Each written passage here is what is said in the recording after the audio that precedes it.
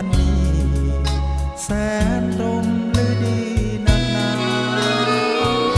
นอนหนาวคอยอยู่สิ่งซาสูงใจบ่มีทุกเศร้าทุกแรงมนต์สีเหมือนมีราคีแข่งตาอายมองเศร้าพอเจ้าจากไปลับลาบ้านใดน้องจะมาห่วงหอยามนอนคอยอ้ายคอยด้วยความห่วงใยแสนระทมมองไม่เปี่ยวใจอาวรณ์ทั้งยามกินหรือยามหลับนอนในหัวใจสะท้อนสังวรคิด